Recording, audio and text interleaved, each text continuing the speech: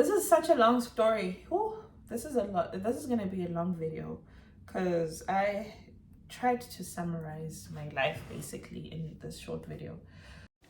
Disclaimer. While I was editing this video, I realized I was leaving some important parts out, so I added voiceovers. Also, please bear with me. I tried summarizing 15 years of my life in 1 hour. Grab a beverage and a snack, sit back and relax. I trust you will enjoy this. Hello everybody. Hello friends. Hello my beautiful people. Hello my loves. Oh my gosh, I missed you guys so much. So much has been happening, but as you guys can see by the title of this video, I landed my dream job. I landed my dream job, guys.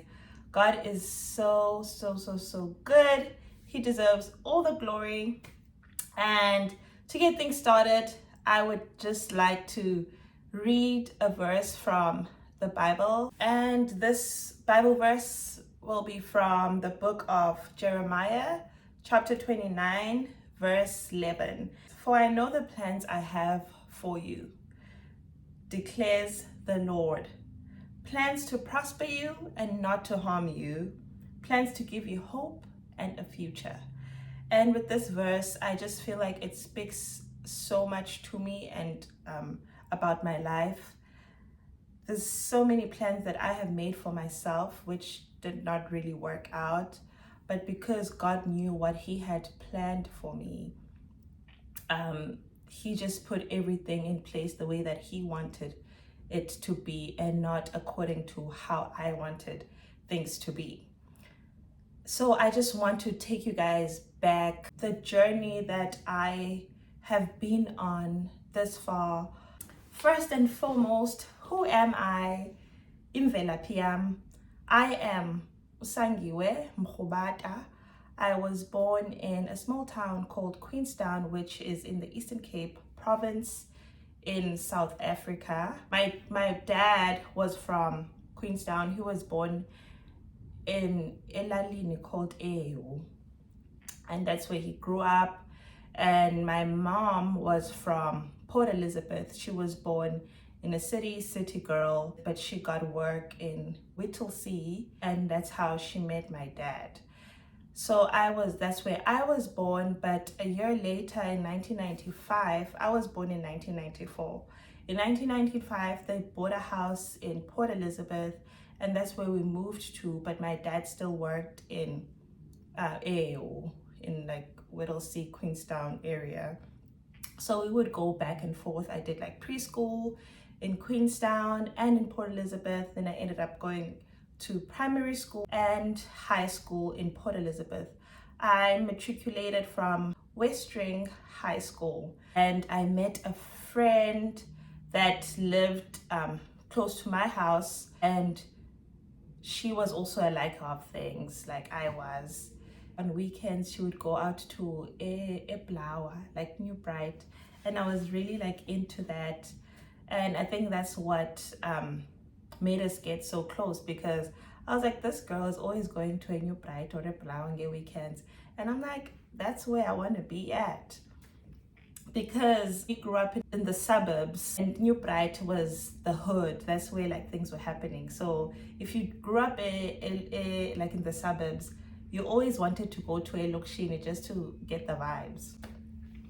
But anywho, December was approaching. So December in South Africa, that's when everyone is looking nice, and there's events, there's ceremonies, there's so much happening. So we're like, we need to make money. How are we going to make money? We both knew that we didn't really want to go find a job. Like, we didn't want to work in retail, and that's what most teenagers would do. They'd work at like a grocery store. We didn't want to do that. And there was a lady in our street that owned a nail business, a nail salon business. She did nails from her house, but then we realized that she doesn't do nails anymore. So I was like, that's our opportunity, because her customers that probably live in the neighborhood are looking for nail salon that is in the area, and the lady that used to do people's nails no longer does it. And I was like, that's our opportunity to kind of like take over her business. So we went to her, we approached her, and she was so nice. So she taught us how to do nails, and everything that she had owned, she sold it to us. And that's when the business started.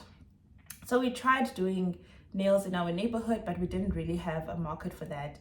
And there was a guy that I knew from where my grandmother used to live. My grandmother used to live KwaZakele, and this guy was from KwaZakele, but he had a salon in New Brighton. So I approached him and asked him if he had somebody doing nails at his salon, and he said no. So I was like, okay, can we rent a spot at your salon? Because he only did hair. There was a barber, and there was him, and there was no other person. So he said yes, and we ended up getting a spot at his salon, which was eBlaue in New Bright, where we wanted to be anyways. So I was like, we're killing two birds with one stone. We're like in the hood, elokishini, kumnandi, and we're also running our business. I was like, this is a perfect. And our business did okay, because we were, I think at that time I was 14 or 15 years old. I was very young, and the money that we were getting was enough for my age, because I didn't have any bills. My parents paid for all my bills.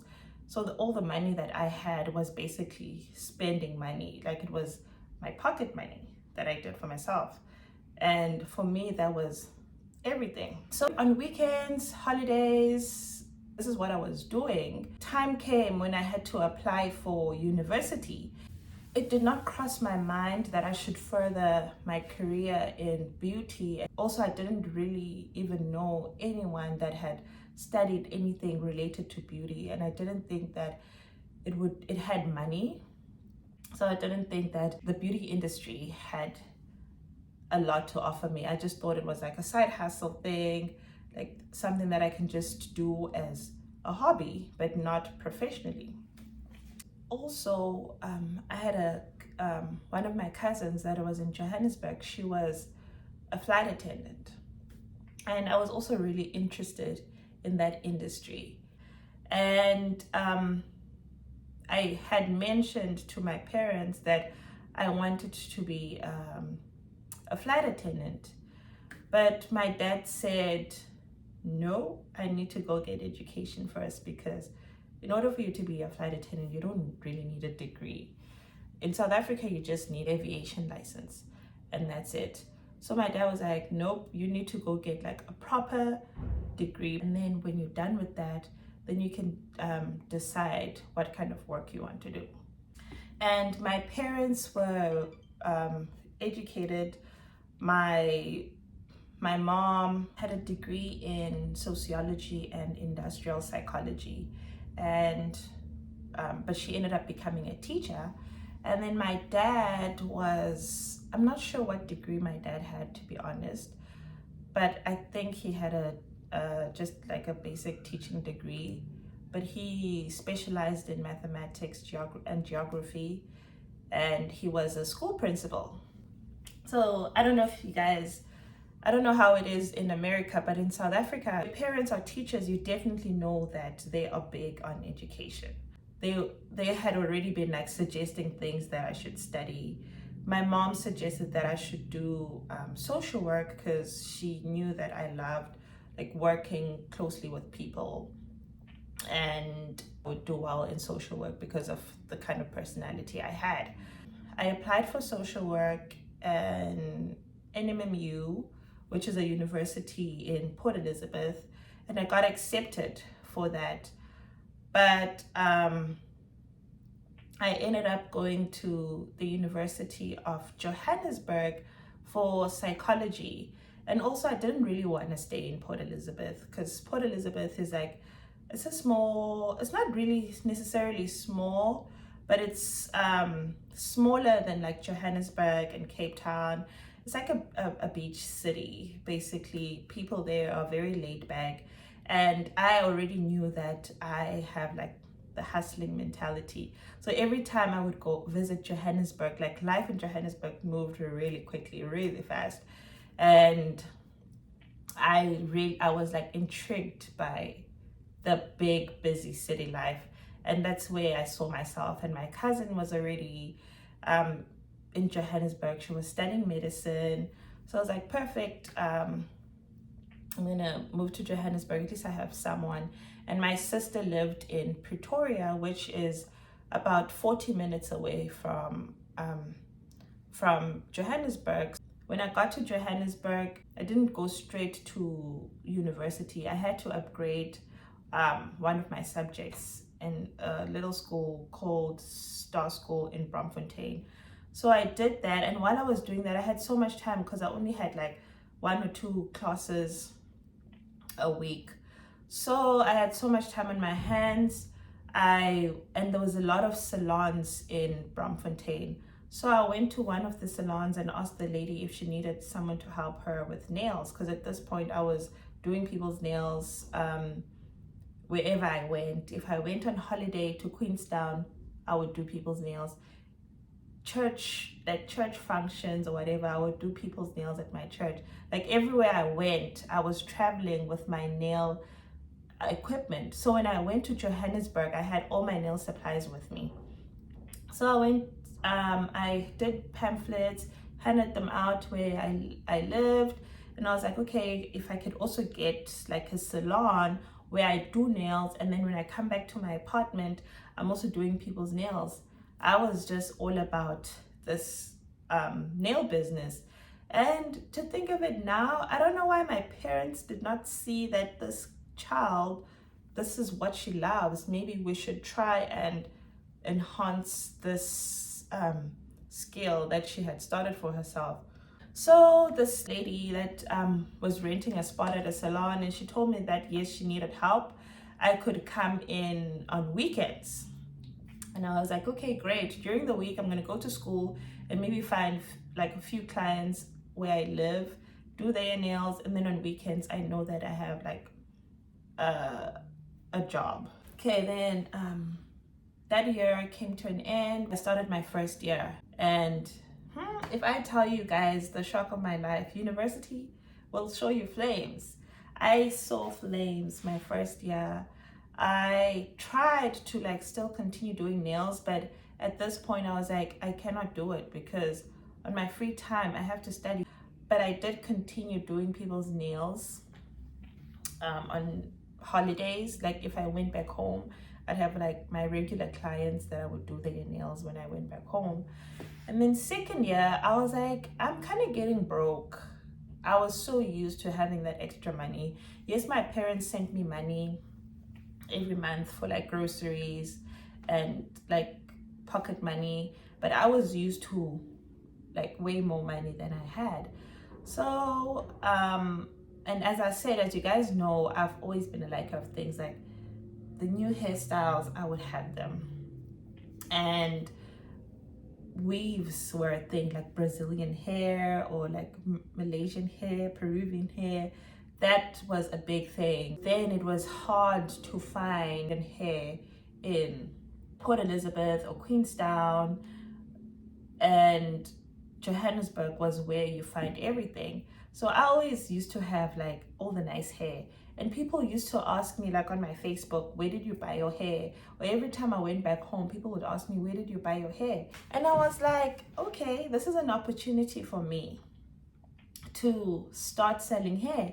And that's how I started my hair business. And at this point, I wasn't really serious about it. I would just sell to people that asked me. And like I would sell to someone, and then word of mouth. And I started getting a lot of people like inboxing me on Facebook or texting me. And I was like, you know what? Let me take this a little bit more serious. I did not register a business, but I did start a business on my Facebook where I had a price list of like all my hair, and I did like I advertised on my WhatsApp, like on my social media platforms. And where I used to buy hair, there was also like sneakers and handbags And I saw other people that like were selling stuff, like that lived in Johannesburg, were selling stuff in like the other smaller towns. Those are the kind of things that they would sell. So I also started selling sneakers and handbags. I was just like selling. And if somebody asked me, hey, do you sell this? I would be like, yes, I do. Even though I didn't sell it because I knew where to find it. But my main thing was the hair. I'm no longer doing nails at this point because I've realized that there's so much money in hair. You make so much profit. My hair business was doing very well. I even had an Instagram page at this point that was dedicated to just my hair business. I actually still have my Instagram page on my Instagram profile. My hair page is still there.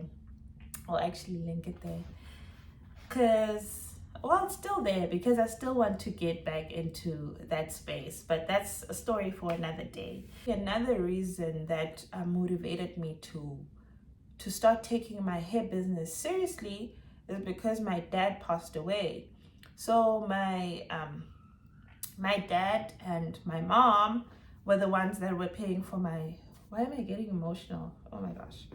It's things that I hardly think about. But now that I'm like having this conversation with you guys, I'm actually like thinking about everything that I went through, which is not necessarily like bad. I didn't grow up hard. I didn't have a hard life. But my dad and my mom paid for my university. They paid for everything themselves. And my dad got sick when I was still in high school. He had to resign. Like his doctor told him to resign from work because he wasn't doing well health-wise. And my mom was the only person working. But since my dad was a school principal, and they also owned businesses, like they owned a restaurant, and he also had taxis. So we were doing okay. And so when he stopped working, he just focused on his taxi businesses. And so my dad passed away 2016 when I was left with 1 year of university. And so and so many other things happened where he lost his businesses and all of that. So now in my last year, it's only like my mom's salary, teacher salary, that has to pay for my university fees and my rent and this and that. And university is so expensive, as you guys know. So it was a lot for her from like a teacher's salary to pay for everything for me. So that's something else that like motivated me to really take my business seriously. And a lot of things that were not like school related, I would like pay for those things myself. And okay, so now fast forward to me finishing university, and I cannot expect my mom to continue paying for my rent because now I'm done studying. It's either I come back home or I pay for my own rent because I'm an adult at this point. I go back home for the holidays and then I come back to Johannesburg and I'm like, okay, I need a job because yes, my hair business is going okay, but then I felt like it was going okay just for money on the side, but not take care of all my bills. So I did need a job. And there's a friend of mine called Umpo. I'm sure some of you guys probably know her. We met in university and we ended up being close. So when I was going back to Johannesburg, she said she also wanted to come back to Johannesburg. And we tried looking for a job together. The unemployment rate in South Africa is on another level, guys. It is so bad. I think right now it's like 30-something% unemployment rate. So we were struggling to get jobs in the careers that we had studied. And obviously you cannot be in, like if you have just a psychology degree, you can't become like a psychologist or anything like that. You have to have a postgrad. And I was done with school because, first of all, my mom cannot really afford to pay for my school fees. And I just want to work because I don't want to bother my mom anymore with finances. She's a single parent. One day we decided that, okay, you know what, let's print out our CVs. Like we printed out maybe like 10 CVs, and we decided to go to Sandton City. Sandton City is a mall in Johannesburg, and it's in like a rich neighborhood, and that's where all your high-end designer stores are. Like, so like, you know what, we have degrees, okay? So if we go and apply at these jobs, we're probably gonna get something because we are qualified, young, beautiful ladies. So there's no way that they're not gonna accept us. We go to Sandton City with our CV, thinking that, you know what, this is gonna be easy, okay? Yo, guys, it was so hard. Like the managers would tell us that they're not hiring. When we get there, like you could just tell that even the people that work there were not even welcoming. They'd say, check online for position. But we would still like leave our CVs every store we went to. And we went to, when there's a Samsung store, right? Like at the entrance of the mall. So when you come in there, the guys that work at Samsung are always standing outside and like trying to speak to people, trying to like sell you phones or make conversations or whatever. So when we first came in, we had like little talks with them. We were telling them, oh, we're trying to find work. So we ran out of CVs. So I told Umpa, I was like, let's go back to Samsung and go ask those guys to print out our CVs for us, because I don't know if they had an internet cafe inside the mall at that time. I think they didn't have an internet cafe, but we went back to Samsung and then I asked the guy to print out my CV, and obviously he had my CV now on his emails because I had to email it to him, and he also told me that if they have any open positions at Samsung, he's going to let me know. A few weeks later, I get an email from this guy, and he says to me that one of his colleagues is looking for someone that he can employ, but it's a different department. Would I be interested to come in for an interview? I said, of course. I am like jobless, so at this point, I feel like I'm going to take anything. Not anything, but you know what I mean.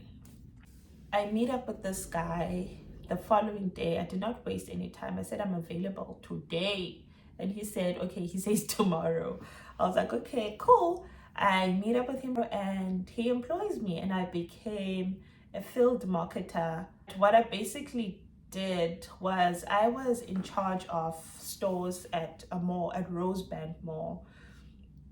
And I was in charge for Samsung mobile devices. So I had to make sure that sales for Samsung at Vodacom, MTN, Telkom, Cell C, and Edgars were doing well. And I was doing so well in that job. I was really, really doing well. Like I think the first month that I came, my target was 30 something thousand rands, which was nothing because I made over 100,000 for the company in my first month. They had so many rules. I had a work phone, so you have to check in on the work phone, and then you have to like submit your trainings that you did that month.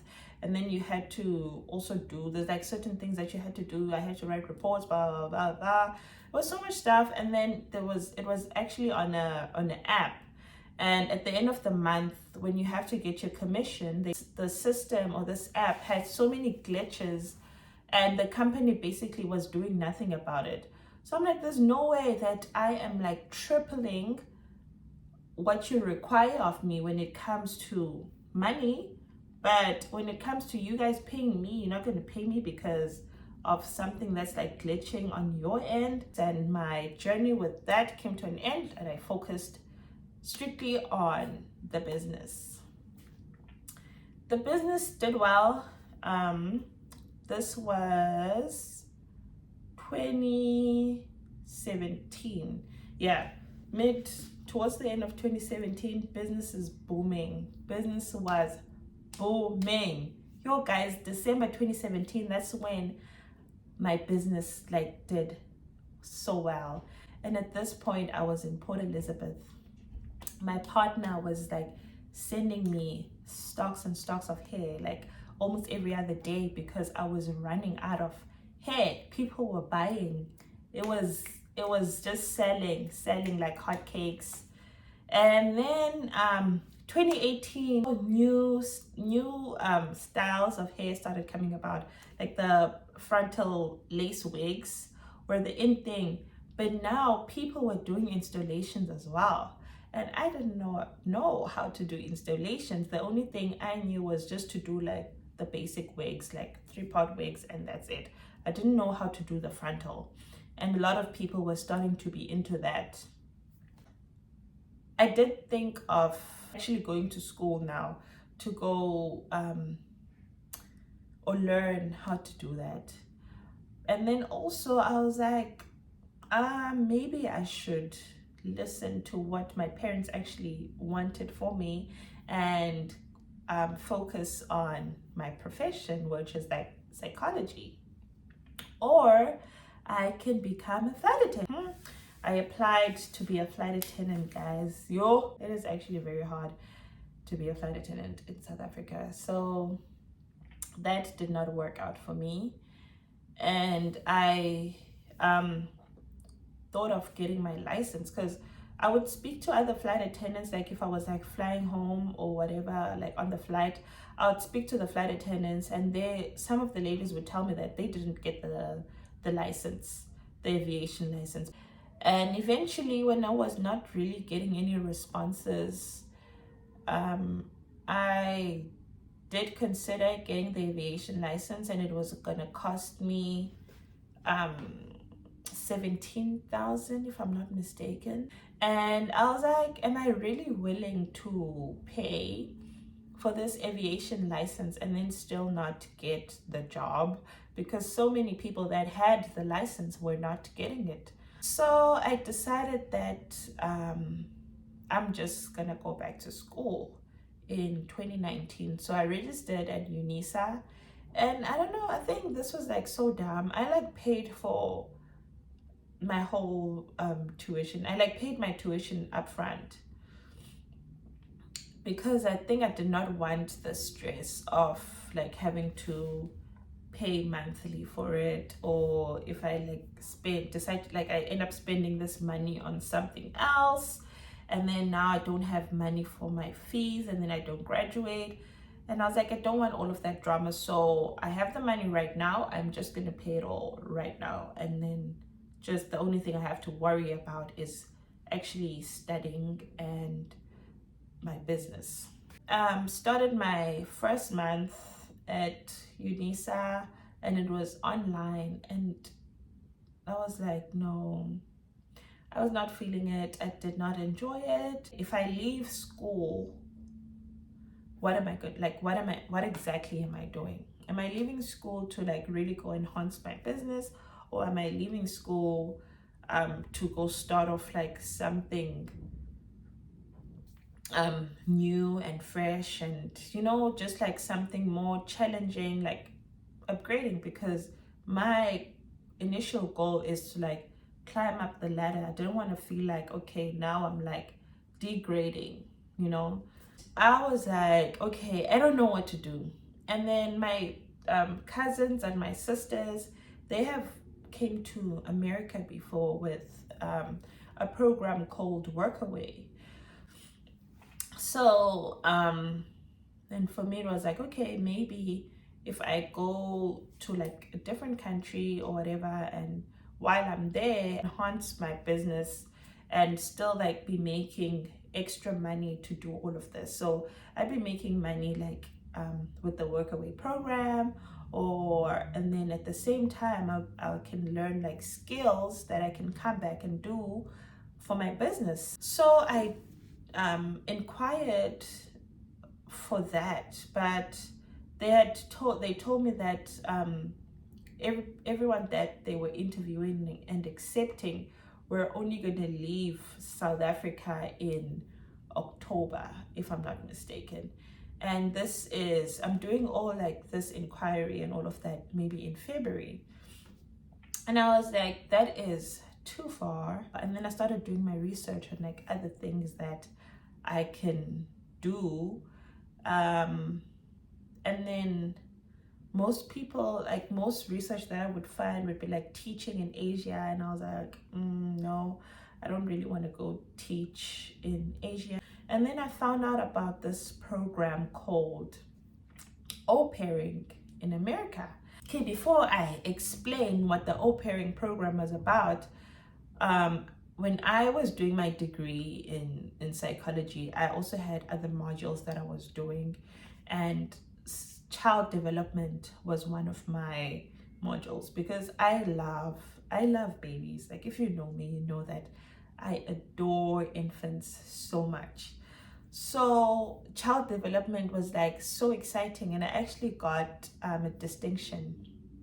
I got A for child development because it was that interesting for me. And then so the au pairing program is you are a child specialist, basically international nanny, and then you get to go to school and you get to travel at the same time. Like, I was like, okay, I actually like this. And as you guys know, I was like, okay, what I actually wanted was something that I could like get paid while I enhance my skills in the beauty industry. I was really intrigued. I was like, okay, this is gonna be perfect for me. So, and the program is either 1 year or 2 years, depending on you or like the family that ends up hosting you. I was like, okay, I actually like this. I think this is gonna work out very well for me and my plans. So, and they had said that immediately when you find a match, like we found a family, you leave right away, and like all your documents and paperwork is done, you leave. I was like, you ain't gonna tell me twice. This is what is gonna work out for me. So I applied for that, and you pay a fee. I think I ended up spending maybe like 20,000 rands on everything. It was a lot of money, but I was like, when I come to America, I am gonna make up that money. It's okay, because I'm gonna be paid in dollars, honey. No, but okay, fine. I did that, and hey, I don't even want to really dwell on the au pair program, but the au pair program was not really what I expected, because you don't necessarily have that much time to do all these things that they sell you. And also, you're kind of broke because you don't even get paid well. Guys, wow, the au pair program showed me flames, but it's okay. And now, when I got here and I realized that it was going to be so expensive for me to like go to a beauty school, and it was just not going to be possible, so I ended up just doing like a cultural exchange program at the University of San Diego.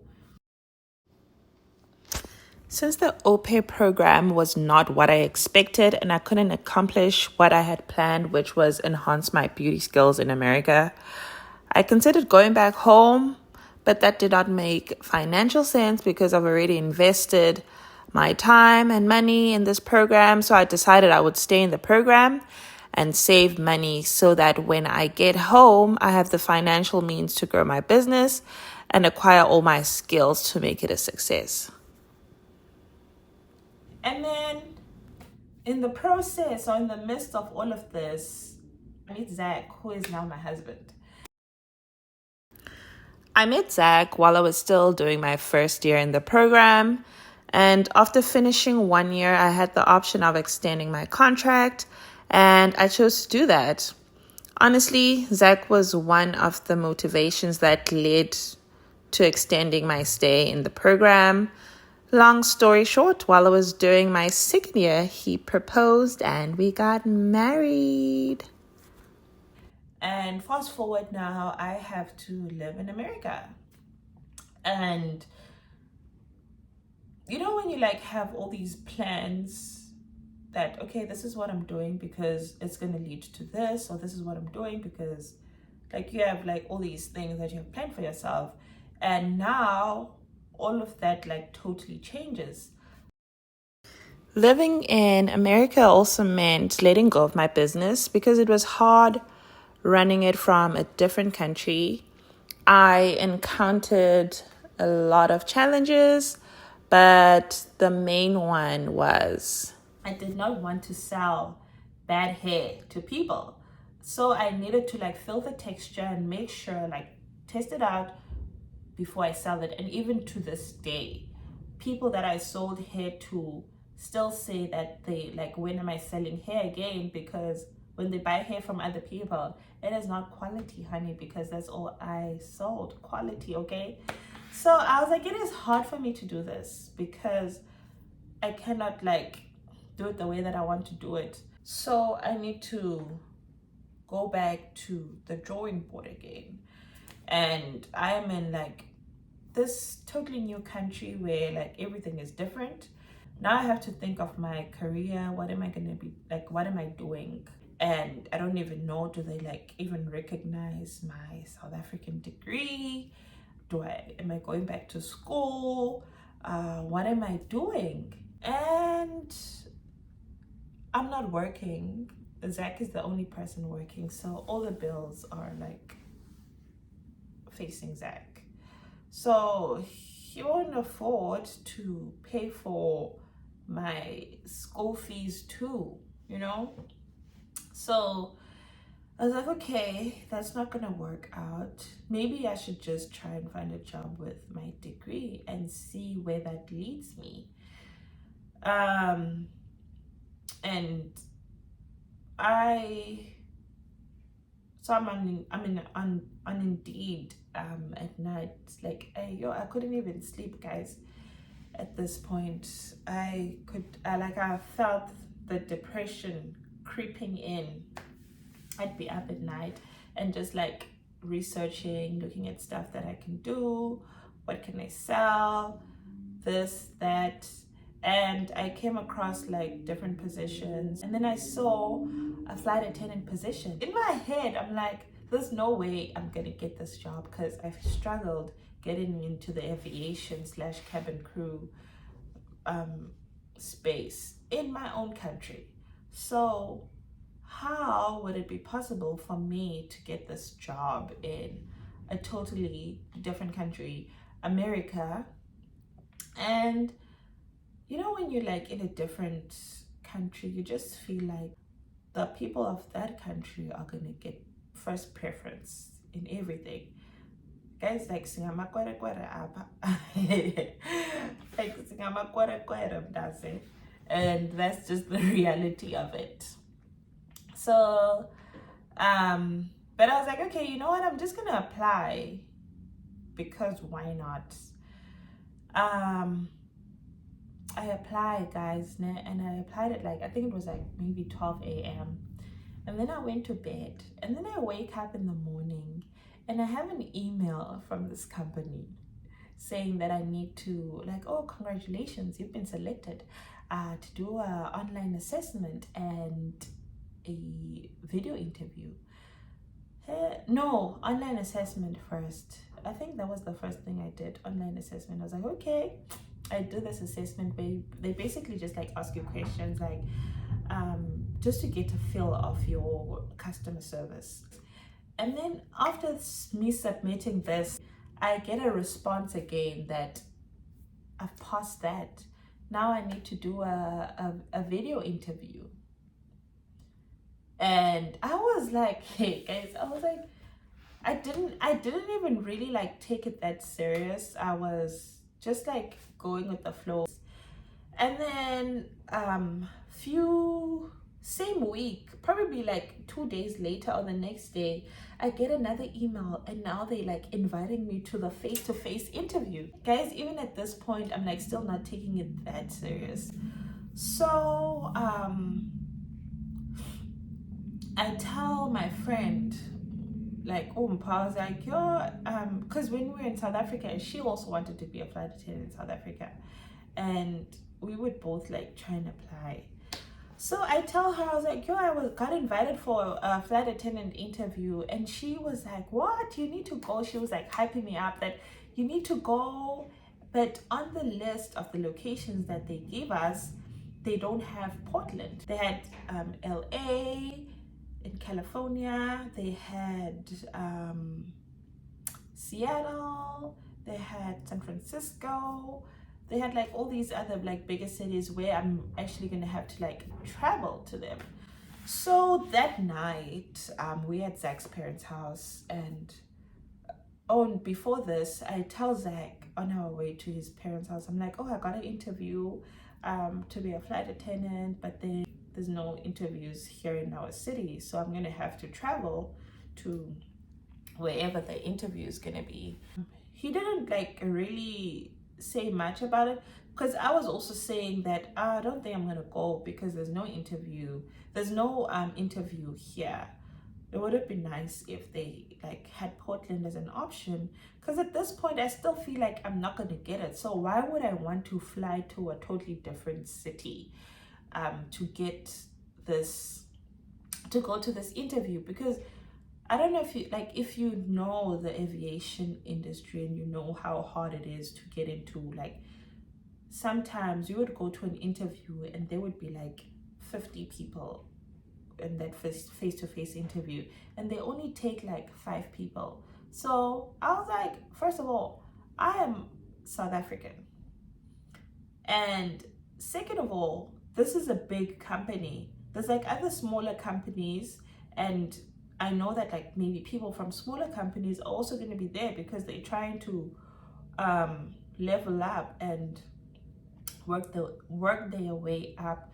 And I'm like, chances of me getting this are like so slim. Well, guys, we like to speak ourselves out to things. Yes, that I'm thinking of it now.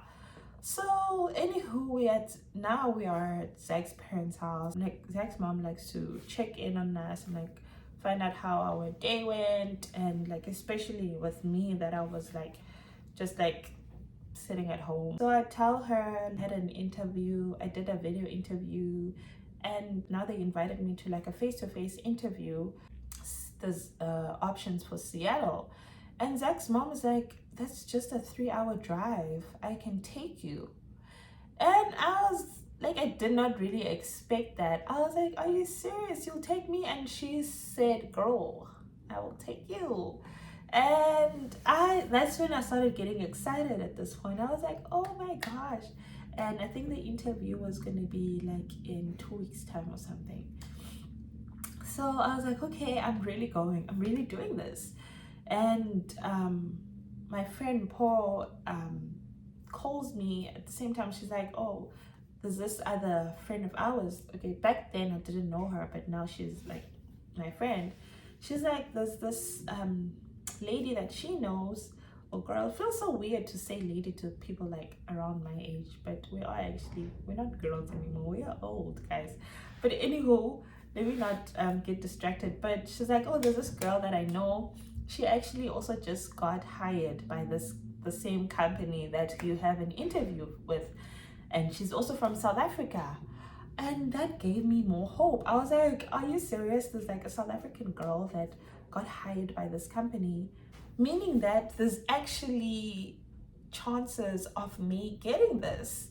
Yo, I did my research, prepared. I was watching YouTube videos. Yo, guys, I'm telling you that the whole 2 weeks, that's all I did. Woke up, watched YouTube videos, watched YouTube flight attendant training. As the days were getting closer and closer, I was like, panicking, guys. Yo, I was dreaming about this thing. You know when you like, hey, you want something so bad, and you know that like there's not a lot of, I don't know, I just felt like really have to work hard to get this, because now I know that this could kind of like be my breakthrough in terms of my career. And the day came, and my mother-in-law picked me up in the morning. We drove all the way to Seattle.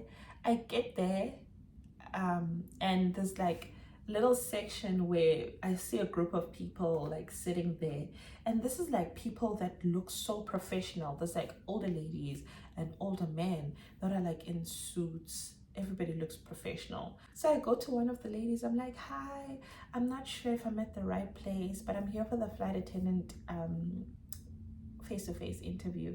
And she's like, oh yeah, you're at the right place. Join everyone. And guys, hey, I got intimidated immediately, because I'm like, these people look professional, okay? And then when you speak to them, most of them are already like flight attendants for different airlines. And as I was, my thoughts exactly, I was like, I'm sure there's going to be like flight attendants from like the smaller companies that are trying to get into this one. And in my head, I'm like you need to start off with like the smaller companies before you interview for the bigger ones, duh. But I went straight for the big boys. So yo guys, I was nervous. I was literally like shaking the whole day. So many interviews, group interview, individual interview. You do this, you do that. This one girl said she loves how I spoke. She loved my accent. And I actually ended up telling her, I was like, yo, I was like feeling some kind of way about how I spoke, because immediately when I start speaking, I stand out because I'm like different from everybody else. You know, self-doubt when it creeps in. But anywho, but I end up getting the job. Hey, I couldn't believe it. So this lady, she kept on like calling people to the side, and some people were making it and some people were not making it.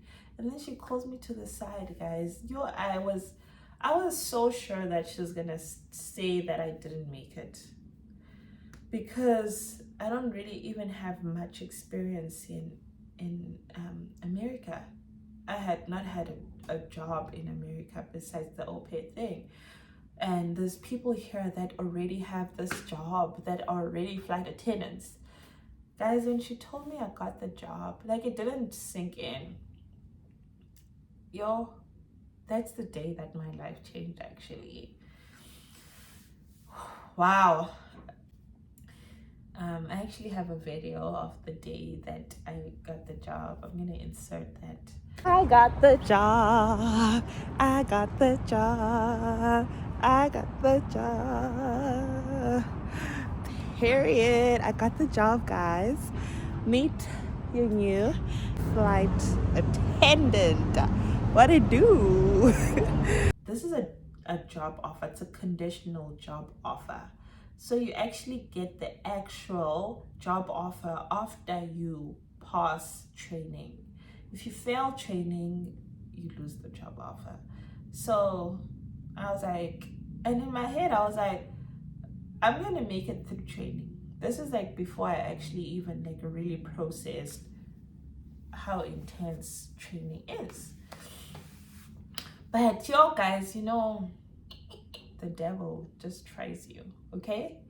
So I am like getting ready now for training, preparing for training, submitting all my documents. There's so much stuff that you have to submit. You have to go do like drug tests, you have to do this, you have to do that. I get an email that my passport and my American paperwork are not matching. Because remember that my passport, I did it in South Africa, so it has all my South African names. And now I am married, and all my new paperwork is like all my new names. So what I did is, when I was getting married, I had a second name, Sonwabis. So I was Sangiwe Sonwabise Mkhubada. And I was like, nobody knows my second name. Nobody uses my second name. If I am getting married, I would not want to lose Umkhubada, which is, I felt like that was just a name that was part of me, and it was also my dad's surname. So I'm like, I don't want to lose my dad's surname and just lose the surname that everybody knows me by. So I'd rather have that with me than lose it, you know. And I also did not want to have four names on my ID. I didn't want to have two surnames. One surname is fine. So I was like, okay, I'm going to remove Sonwabise and then take my surname and make it my second name, which is going to be Mkhubada. So I'm going to go by Mkhubada, Sangiwe Mkhubada Jensen. Great. This is a perfect idea, right? So, fine. So that's what my American names were. Then my South African names now are different. I'm like, okay, not a problem. You know, when they tell me this, I'm like, okay, not a problem. I'm just gonna try and change my passport. There's an American embassy here. I'm sure if you go there, they can do everything for you, because in South Africa it takes like 2 weeks, and I think I had over a month until my training date. So little did I know, when I inquire at the embassy, the South African embassy, they say that it's going to take 6 months. Yo, I was like, 6 months? Is there like no temporary passport that I can get in the meantime? They said they stopped doing that. I was like, okay, at this point, like, am I really gonna lose this job offer just like that? I got the job in April. Ne? Yes, I got my job offer in April, and in March, Zach and I had went to South Africa for my birthday. It was for my birthday, and it was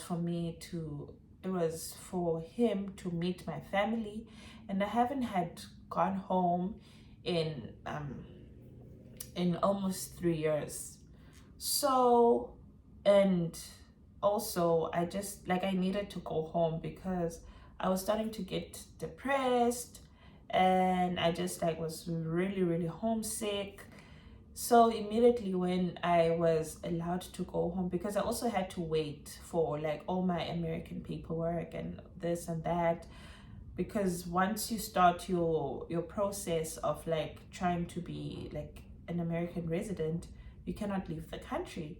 So I was basically stuck in America. So when I could legally go out of the country, I wanted to go home immediately.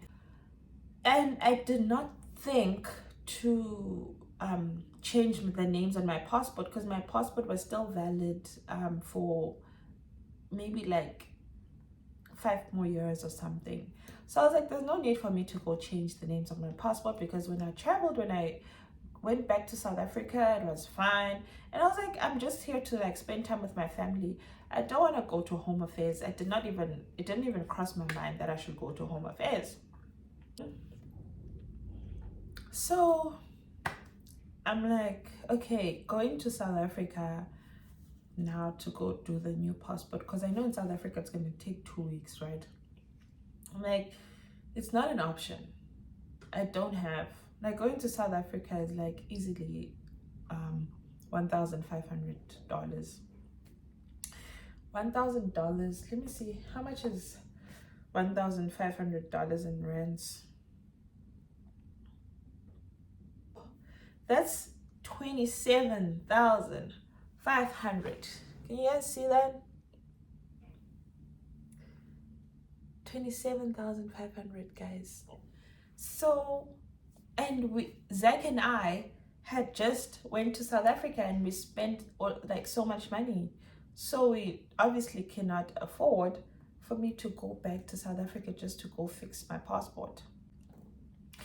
So I'm probably just gonna have to wait out for the 6 months.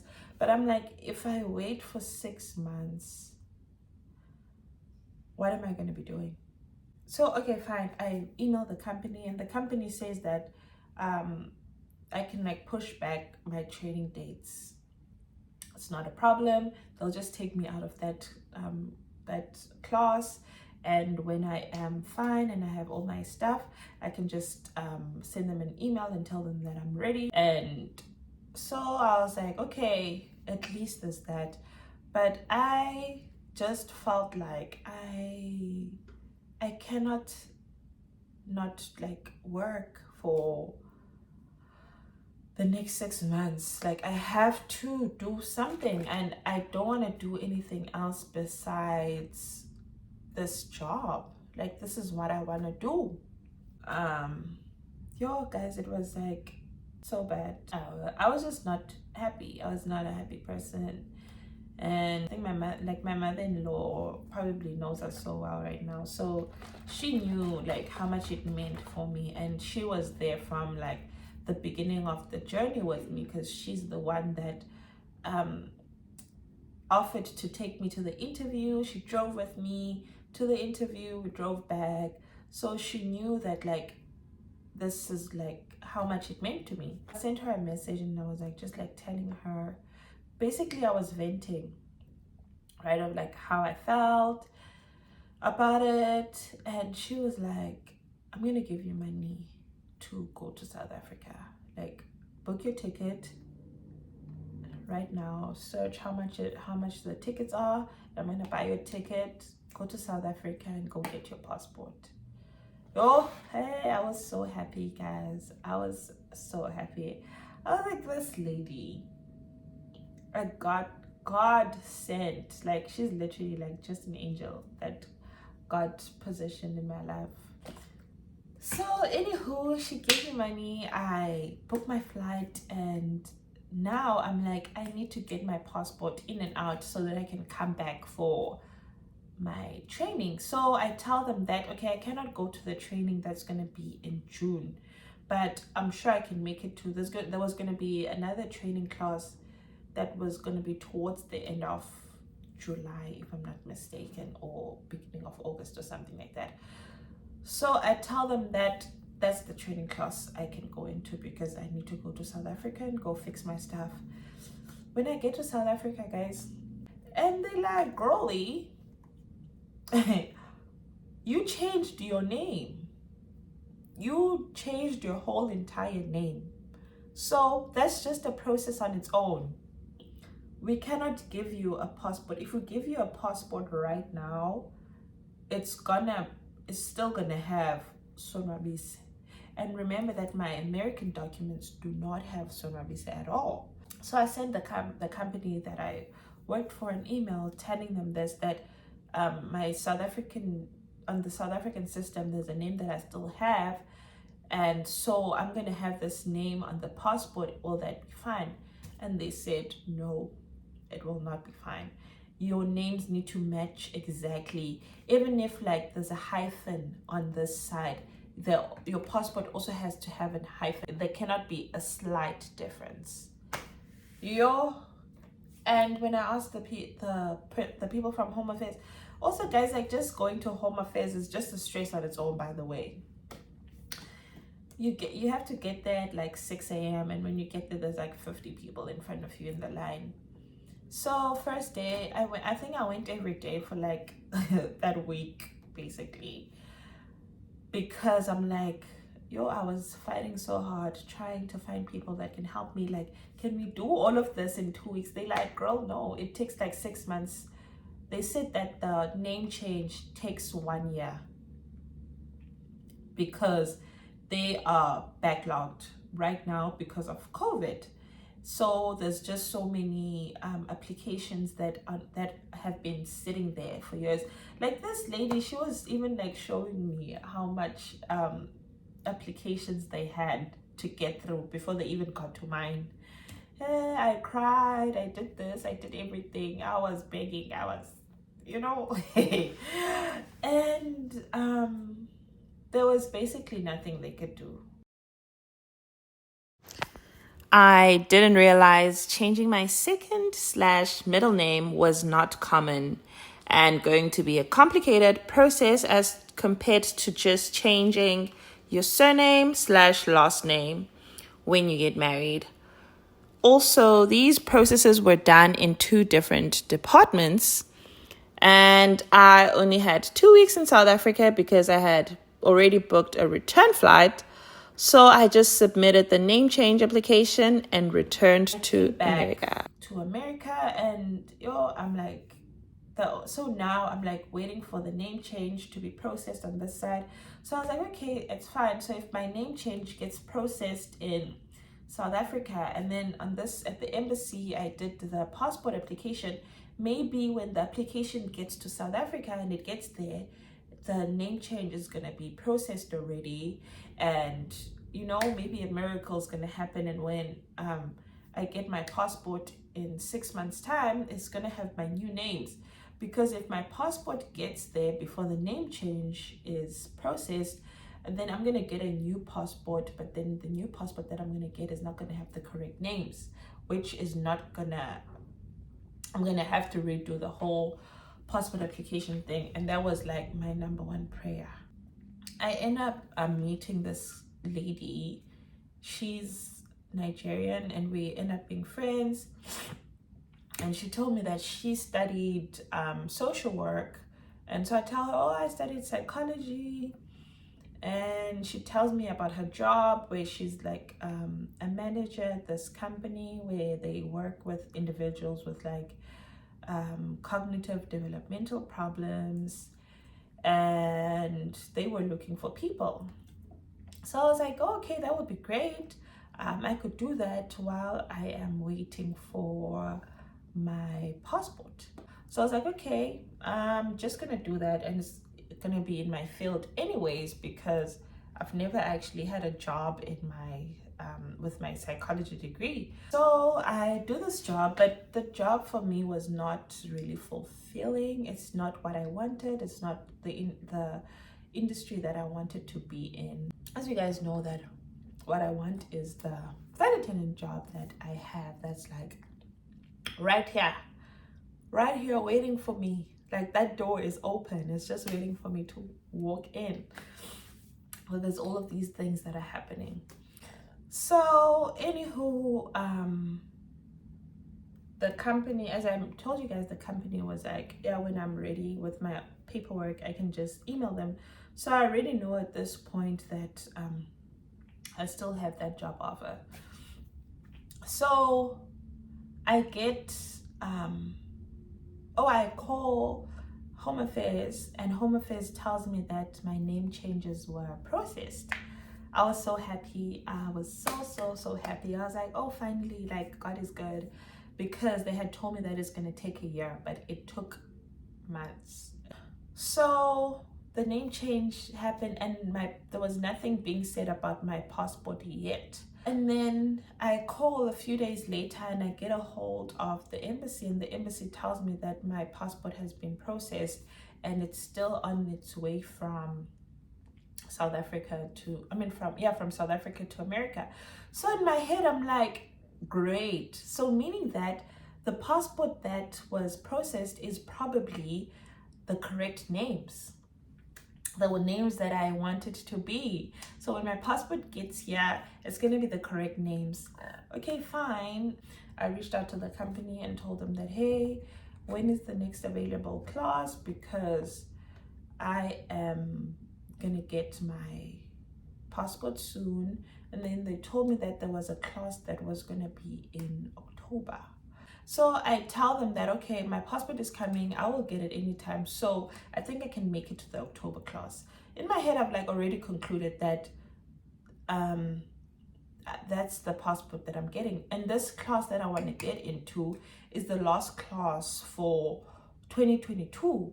And if I don't get into that class, was it October or November? I can't even remember the exact months, but I know that it was the last class of that year. And if I don't get in that class, I'm going to have to wait until next year, January.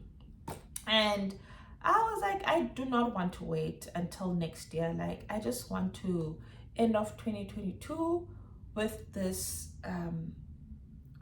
job, because I don't know, I just felt like so much had happened with me, and I was like just on the verge of being admitted to a mental institution, guys, because I just felt like life was just throwing rocks at me.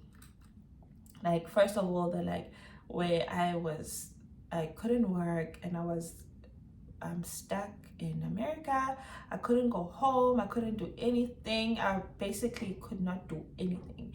And then when I like finally feel like, okay, I am like breathing again, and life is like starting to be okay, and then my husband like gets me the car, and then I get into this car accident, and then now it's like this passport thing. So I'm like, yo, Sana, I feel like I'm not getting a break in America. So, and you know, when you like have this thing that's like, okay, the only thing that's gonna make sense for me is this. So I get my passport comes. When I open my passport, yo, does it not say Sangiwe Sonwabise Jensen? So on the system, my surname did change. So the name change, my second name change, is like in a different department where they have to process that. So when my passport application from America got there, it my on the system I was already a Jensen, but the name change had not had processed yet. So it got printed before the name change was processed. So I was in shock, and I was like already ready that my passport is on the way, and I'm like getting prepared now for the training. And I was so happy that I'm finally going. Yo guys, I cried. I think I cried every day for like a week. I couldn't believe it. And I'm like, I don't even know where to start. I didn't even know where to start. I'm like, I'm gonna have to apply for the passport again, and it's gonna take 6 months. So I need to wait for another 6 months before I can. And I'm like, I'm sure the company is just gonna be like, yo, this girl is playing. Cause I keep, yo guys, there's like so many conversations that were like, I was going back and forth, and there's a lady, I don't even know if I don't think I can mention her name, but we ended up starting speaking on the phone. Like, we would text. It was no longer even emails now. We would text, or she'd call me, and I would tell her, I would like vent to her, I would cry. And it was so hard. I was like, what is happening? And so many people were like, maybe this, I should just give up at this point, because I've tried everything to get this job. Maybe it's just not meant for me. Maybe I should just like try something else. And in my head I was like, why would I make it in the interview? Why would this like opportunity be presented to me if I'm not meant to have this job, you know? And it didn't make sense. I feel like at that point, that's when I even like self-diagnosed myself with depression. I got so depressed, but if you didn't know what was happening, you would not really know what I was going through. Also, I'm like really good at hiding my emotions, or life just needs to go on, basically. So my husband was the only person that really knew what was happening, because I was like just crying the whole time. Oh.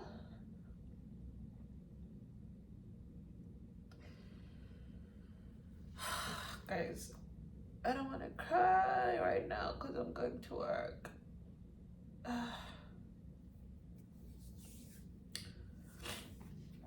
Hold on. Okay, I think I feel better now. But so I ended up begging my husband. I'm like, I need to go back to South Africa because I just cannot do this whole process again. Like, I cannot wait for 6 months to get my passport. And like doing the application here in America is like so hard because you have to go to this special place where they do your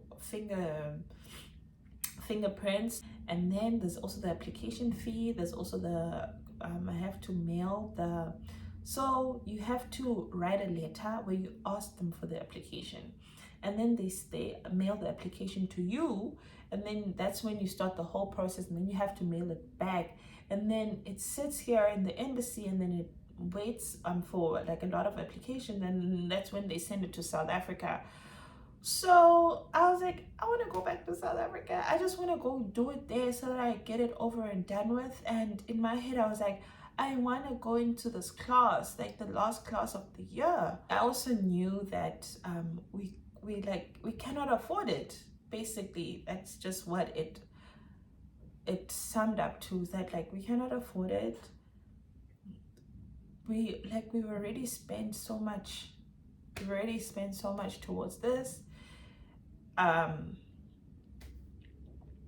Emotionally, mentally, this and that. Like I've invested so much of my emotions towards this, and for me it was like I've invested so much, meaning that I need to see it through. And other people around me was like, yeah, you've invested so much, meaning that it's not meant to be. And I was like people aren't seeing the bigger picture. Like, that's just how I felt. I ended up even doing counseling with my friend. Well, he's not really my friend, but I went to school with him. He became my counselor, and I would practice gratitude with him because there was like so many other good things that were happening in my life. I still had a job, I still had a home. Like, Zach and I moved into like a bigger apartment, which was beautiful. I had all these like other great things that I can like focus my energy on and be grateful for, instead of just like focusing on this one thing that was just like constantly making me sad and like depressing me. There was other things that I could focus on, and like so my counselor was like trying to like redirect my focus on like all these other great things that were happening for me. And so fast forward, we were planning to go to South Africa the following year because my plan was always to go back home like every year. So my husband ended up agreeing that okay, we'll go to South Africa, but then we will go next year. So this was like October when I was like trying to do this. And obviously November, it's either I go in November or we go in January. So November we couldn't go because it was too soon, and then December the tickets are too expensive and it's holiday season, so December is like totally out. So I think I just had to accept that, okay, yeah, I'm not gonna go into the last class of 2022, but I know that I'm gonna go into the following class. So when we went back again to South Africa, we went towards the end of January, right? Yeah, towards the end of January, and we turned it into a holiday. We like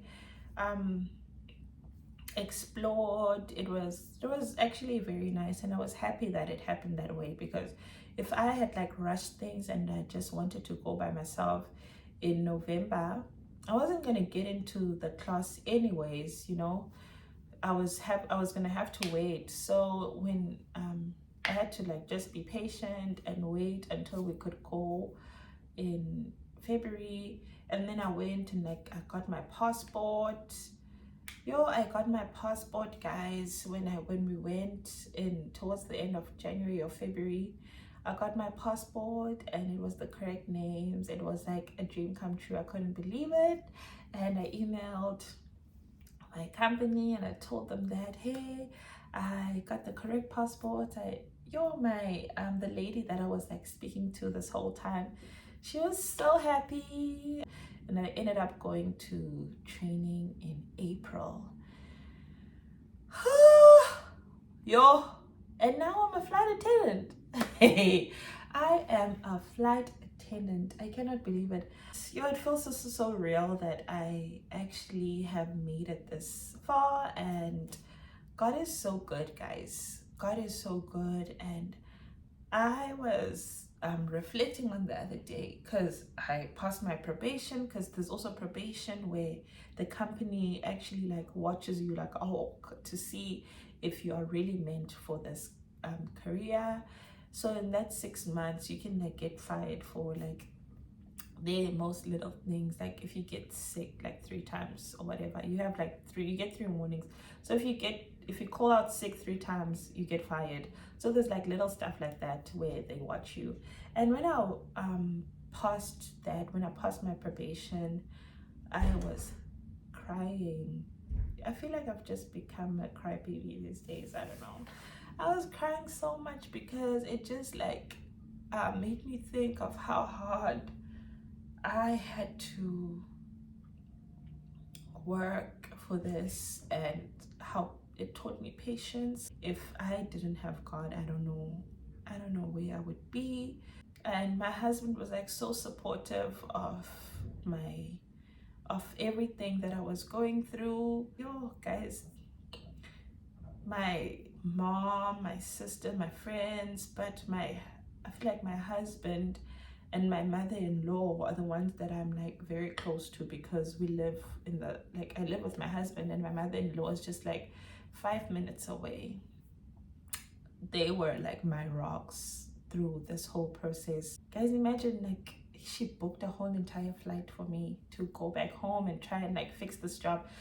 And trying to fix my things for this job. She drove me all the way to Seattle for this job. So I am so grateful for them. And my mom on the other side, like my mom in South Africa, she was like going to home affairs, trying to speak to different people, trying this, trying that, trying to find people that can help us. People were just like people that like really knew how much I wanted this. They were just like really trying so hard. And my friend that is also a flight attendant for this company, she's one of the people that like just gave me hope, and she would tell me, do not give up, you are gonna get this. And she was already a flight attendant at this point. I need to get to work, guys. Thank you so much for watching this video. I know it is very long, but I just had to like share my journey with you guys, and for you guys to get to know me a little bit better. And I hope you guys do now. I love you guys so much. I've missed you so much. I cannot wait to upload more content.